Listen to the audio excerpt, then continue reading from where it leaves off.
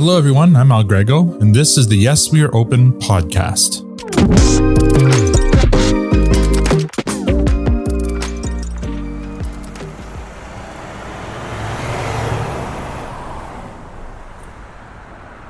Today I'm in Kerrisdale, a neighbourhood in southwestern Vancouver bordering the Fraser River.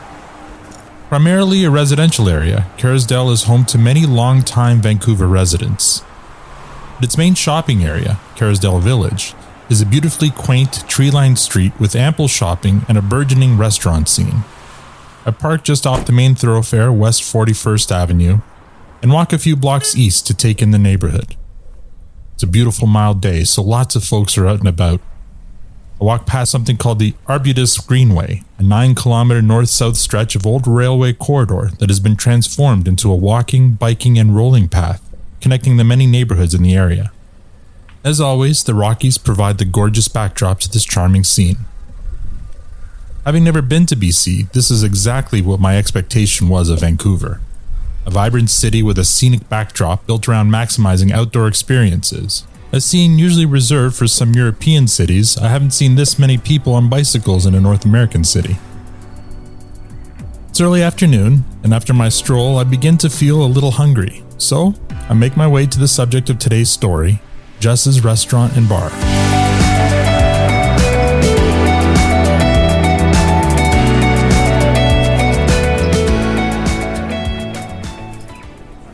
Hi, how are you? I'm well, how are you? Good. Are you meeting anybody right now? Looking for Winson? Oh, he's not in right now, but I was told you're coming in to meet him. I'm a little early, so... Yeah, that's okay. I can have you seated if you like, and... Okay, that'd be great. Actually, I wouldn't mind eating, so... Oh, absolutely. That's Michael, the restaurant manager. He leads me to a table where I set up for my interview, but not before ordering some lunch. I ordered the Wagyu Bulgogi burger. It was delicious. The interior of Jess's restaurant is a feast for the eyes. The first thing that grabs your attention is a column of crystals hanging from the ceiling that spans from the front of the restaurant all the way to the back. The tables are round with blue velvet seating.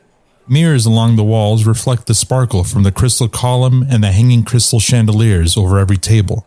There are gold and brass accents everywhere. Every single detail from the dishes to the cutlery to the plating of the food screams fine dining. But the menu itself, while not typical bar food, had many casual dining options with prices that wouldn't break the budget. You could tell that Jess's was going for something different. Fine dining for a casual clientele.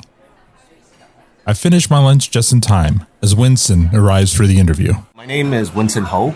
I'm the general manager of Jess Restaurant. First of all, the name. Where's the name? The owners of this company are actually Korean. It's a Korean family. They moved their assets, their business, their family, all to Canada, especially Vancouver, probably around 6-7 years ago. So Jess is actually a chairman and the owner of this company and also Jess Restaurant. Before this opened, it was actually a coffee house for like maybe 10-20 years. And the neighborhood, I would say, due to Kerrisdale, is kind of like one of the top 3 postal codes in Vancouver. And I would say the overall family age group around this area, that lives around this area, they're all much older now. They're at least 40s to 60s or semi-retirement age. But it was also where all the original family kind of stayed at and where all the money kind of stayed at as well. So they were finally glad that Jess, the restaurant, and this caliber of the restaurant moved in, because if you were ever here 15 years ago, this entire street was casual fine dining and fine dining.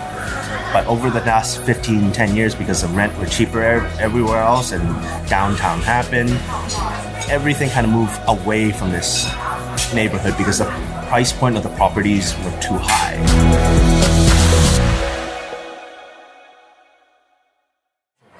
For the past 4 or 5 years, I usually run restaurants either behind the scene or in the front. And it was more of contracts where I would work for them for 6 months to a year, either opening or keeping running or revamping their ideas. But before all this, I was actually in Asia for at least 5 to 7 years, I would say, of working literally from ground up, like starting from washing dishes in big venues just to get into the industry. And then eventually working from the kitchen to the bar, having experienced both ways, and ended up being slowly moving towards the bar side and also management side. And at the end of the few years in Hong Kong, I started working for smaller bars like speakeasies, etc. In the Asian mindset, when you run a bar like that, you actually have a kitchen, but you don't really hire a kitchen team because the bar is too small for that. So for bars like that in Asia, all the bartenders and the owners actually knows how to run the kitchen as well and actually cook everything there as well. Bartenders cook and Correct. so you know every aspect of running a restaurant, Yeah. from washing dishes To cooking, to bartending, to management, to training and wine and all that.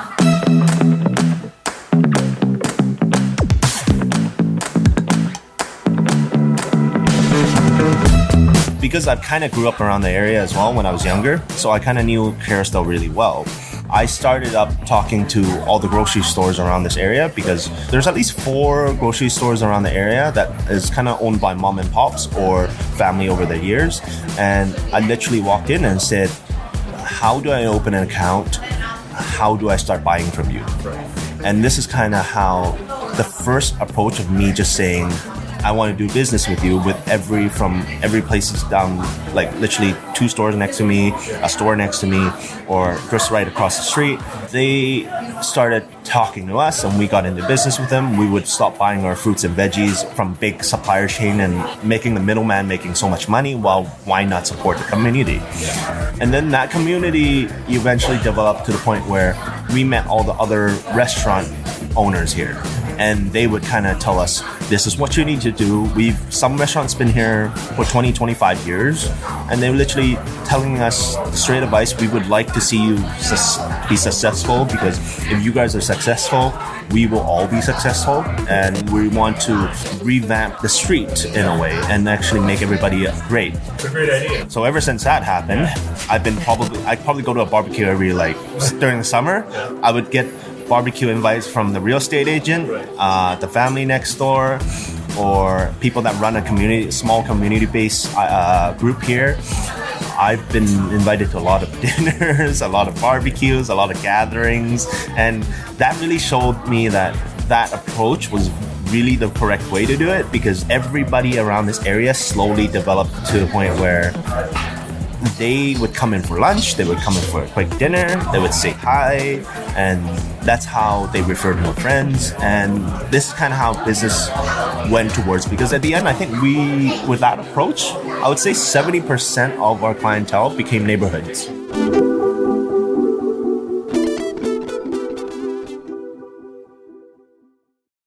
Competitive advantage. When this was first opened, I didn't know anything about it. Then I met the owners when I first signed on, and I asked them, what did you want to try to do?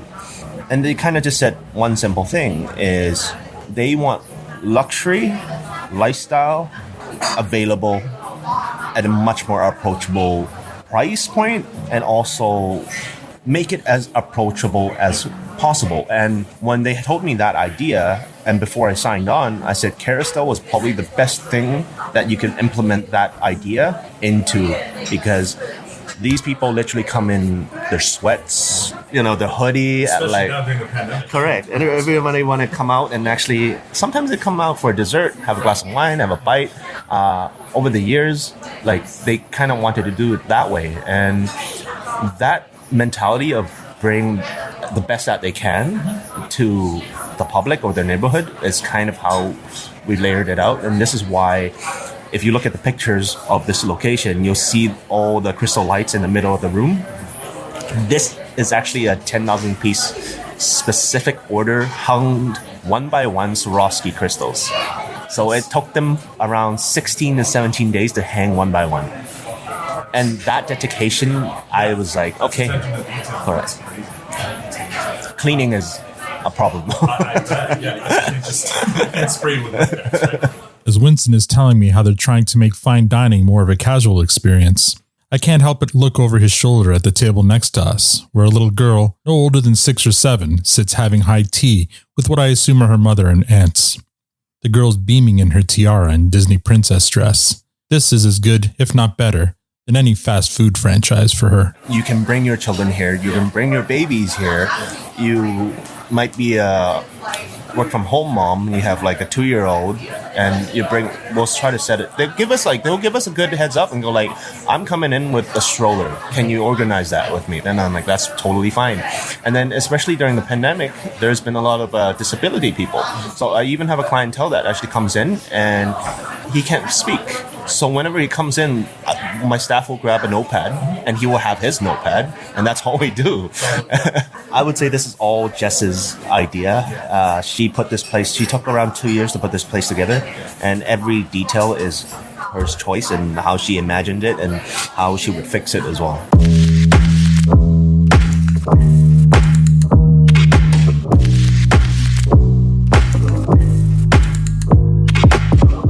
Up next, it's bad enough restaurants were forced to close their doors to patrons for months. What happens when you're allowed to reopen, but you can't hire any staff, or even keep the staff you've already got? Stay tuned to find out.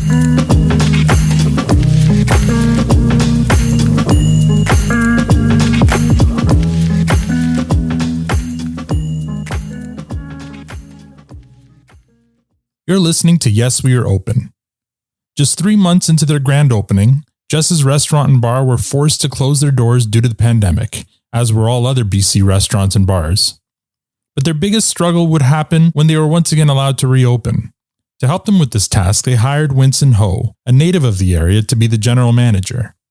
The hire seemed to immediately pay off, but not even Winson could have predicted that the struggle was only just the beginning for Jess's. So if I were to ask you, was there any one event or anything that was this struggle that may have threatened to close your business down, what would that be? So the first one must have had been the 3 months no dine-in rule.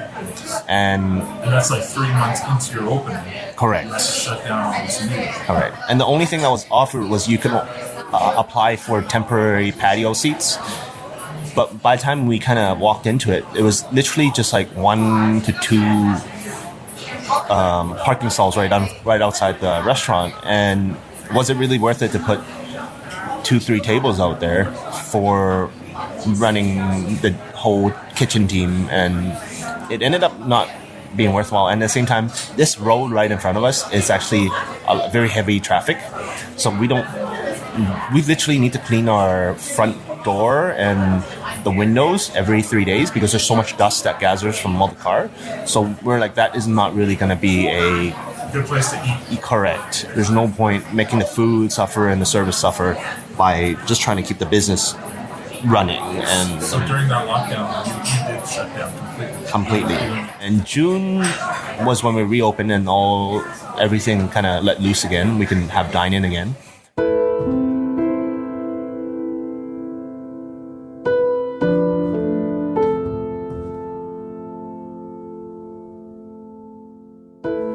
Unfortunately, when I came in June 1st, the old kitchen team was already left. The old front of house managed servers from bartenders to management all left as well. And I took over it with a pretty new team that's only been there for like 2 months or so. And there was 3 of them in the kitchen, 1 of them in the front of house. And it was just working with them and finding out, okay, can we open?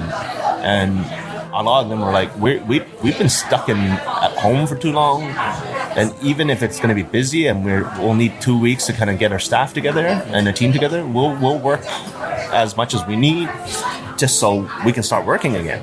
After 3 months of lockdown, Winson was ready to reopen Jess's, but he found that many of his staff were forced to move on to other work in order to make ends meet. So essentially, he had to hire all new staff and start again. So he did, and had a grand reopening in June. How did that go? So that was a tough time. It's because when everything let loose, every company, it doesn't matter what business you were in, you were looking for staff. So everybody was fighting over staff.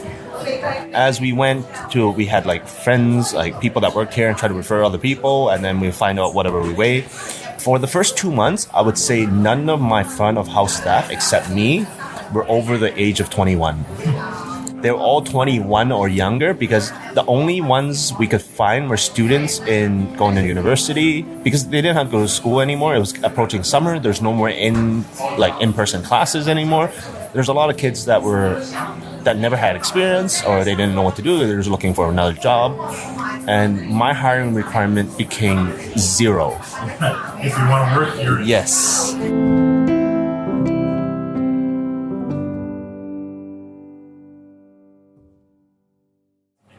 All right, so how'd that summer go? That summer went great, actually. I think it's because everybody was stuck in for so long. We actually had a team that, yes, we did a lot of mess up. I would say our menu still had typos, everything, our website didn't work, everything that could go wrong went wrong. But we took that time to kind of slowly import certain people into the team and actually make them long and stable and actually with some experience and someone that would be staying with the company for longer. Yeah. And that's how the front of house team slowly came together. Unfortunately for the kitchen team, the restaurant itself wasn't running very normally because everybody was trying to put a band-aid on everything. Right. And it was just a matter of get it open, get your name out there, making sure that the neighbor and everybody knows that you're still running and you're not closed. Because even when we opened back in June, there's a lot of places from June to December of last year that you see them open in June. Their hours would change weekly. Because of the staff. Correct. And then there's also places that would run for 3 weeks, and then the next week you try to go by, they shut down. They couldn't handle it anymore because they had no ability to hire, pay rent, or whatever the reason may be. It was not in it for them to do it. So I would say within the past 6 years, just within the restaurant business side and the food and beverage side, I've seen so many places close down because of this. September, you hit another speed bump.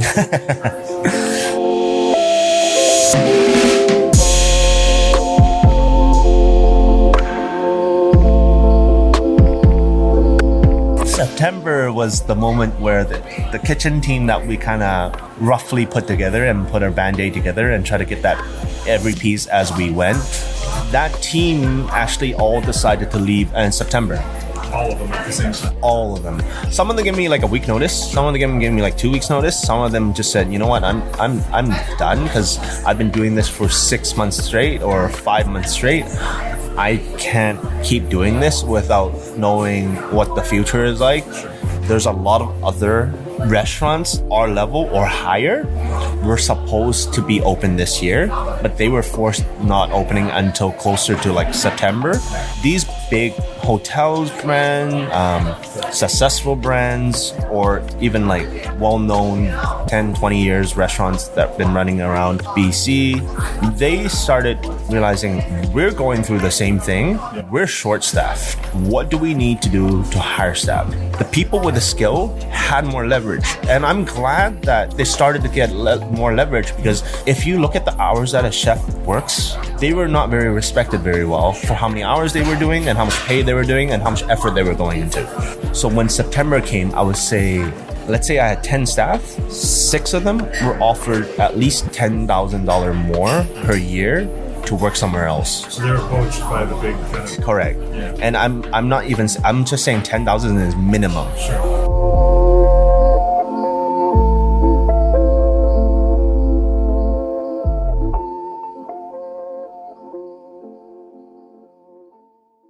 For the second time in just a few months, Winson found himself without staff, this time in his kitchen.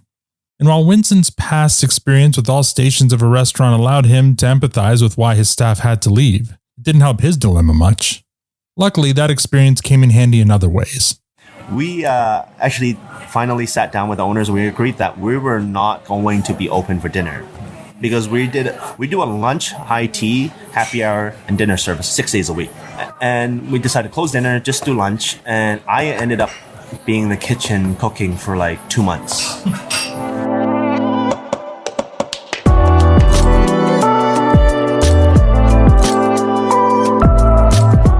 During service, we'll, still work normally and having a normal staff, but a lot of the kitchen work is preparation. So we ended up finding staff that already works at other kitchen that are probably friends of ours, and they would just come in and help me out as like a buddy basis. And yes, of course, we'll pay them their hourly wage for that once a week, but at the same time, it was more about that friendship and being able to have that beer at the end of the night at like 10 p.m. even though, so that kind of made us survive for a month and a half, I would say. The new team didn't come in until a month and a half later. They started slowly rolling in, and we didn't really reopen for dinner and full service until 2 months later.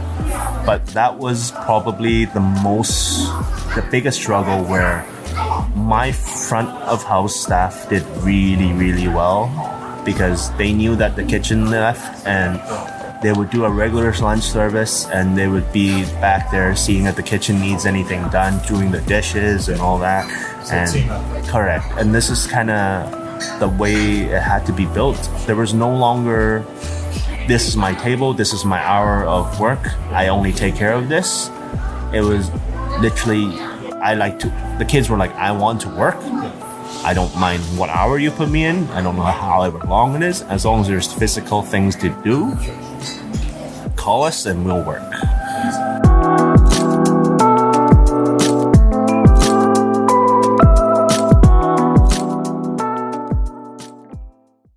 Coming up after the break, we find out what the future holds for Jess's Restaurant and Bar. This podcast is brought to you by Moneris. Today has shown us tomorrow has changed. Changed how we'll live, work, and do business. Because now we're more open to what's possible. Open to contactless payments, online bookings, curbside pickups, and more. Open your business to more opportunity with solutions to help you succeed online, in-store, or on the go. To talk to one of our business advisors, call 1-866-Moneris or visit Moneris.com today. Welcome back to Yes, We Are Open. Jess's Restaurant and Bar has had a rocky start to their business, to say the least. First, the lockdown, only 3 months into their existence. Then, having to turn over their staff not once, but twice within only a few months, and during a time of industry-wide staffing shortages. But so far, they've been able to weather the storm and overcome every obstacle thrown at them, in no small part thanks to the leadership provided by Winson Ho. So what does the future look like for Jess's? We'll find out next. What does the future look like for Jess's Restaurant? I would say future is we're here to stay.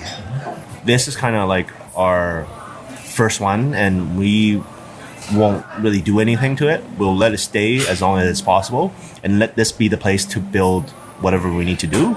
Is because we're actually looking to have Jess 2.0s, Jess 3.0, and other ventures within this company, JK World Group. We actually run real estate investment, also golf and food and beverage. So we're actually looking to do multiple Jesses down the road, and even combine Jesses into like the golf clubhouse that we have.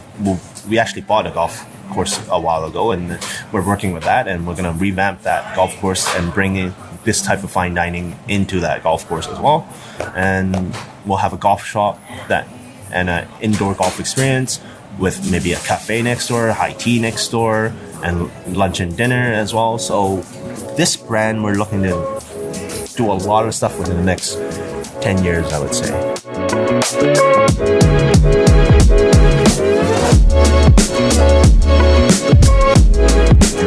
This is more of a personal goal instead of a company mindset goal, is because I've seen this Kerrisdale Street 10, 15 years ago being filled with medium to high-end restaurants, and I would like people to slowly consider bringing this part of town to that again. And over the past year, I've actually met a lot of individuals and some groups from the big names, and they're really considering opening something down along this street. And some of the smart people are already kicking into it, because they realize, okay, we've done so well here for the past year. Well, that's in public, but they don't know how much we actually suffered from that year. And I'm seeing more and more food and beverage moving in. My name is Adam, and I'm the bartender, jack of all trades. Yeah. How long have you been working here? I'm only here about 5 to 6 months, I believe, so I haven't been here that long. I originally come from Ireland, so it's a little bit different to what was used to. And generally speaking, a bartender never on the floor that much, but it's been a nice transition where you really get to learn the ins and outs of every single piece of working in a restaurant. Yeah. So it's been a completely different experience. It's obviously casual fine dining as well, so I've learned so much more here than I have anywhere else in such a short period of time, because it's actually like at a level where it's competitive rather than just, you know, your typical beer sling and whatever it is.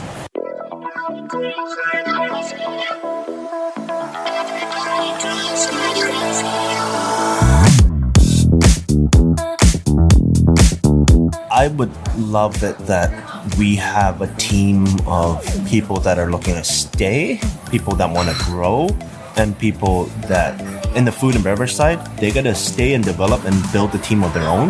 My entire kitchen team, the oldest one is 24 years old. A lot of people will go like they're less experienced because my old team was like 30 or 35 or older. They've been in business for at least 5 to 8 years. These guys started working in the kitchen when they were 18, 19, doing the grit work, but they never really had a place where they could be themselves and they could learn to grow. And this is, I would say, the beauty of being in a neighborhood like this, where it allows you to make mistakes and learn from it. And at the same time, when I built this team, I also tell them, you guys will be building your own team. You'll be running probably 2 or 3 other restaurants, or a few of you that's younger, that's in a lower position, you'll be probably running this location. And I told them, look to build that team specifically for the long foreseeable future. And this is kind of how I see myself in the future as well, because I'm looking for people that are steady to stay and looking to develop and actually build something of their own. Like, and when they look at Jess, they go like, I built it, instead of this is the company I work for. Sounds like you set everything up for success. Yes, I'm trying to. Thank you so much. No, thank you.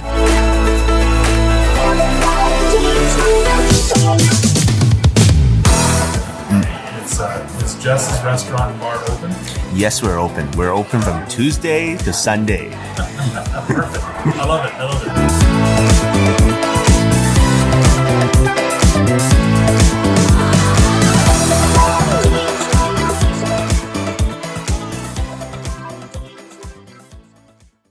That's the story of Jess's Restaurant and Bar. Resilience and leadership are 2 critical ingredients for any business to succeed. You can have perfect execution, but without resilience and leadership, it won't mean much. You obviously need to be resilient so you don't give up at the first sign of adversity, and good leadership is what will lead you out of that adversity.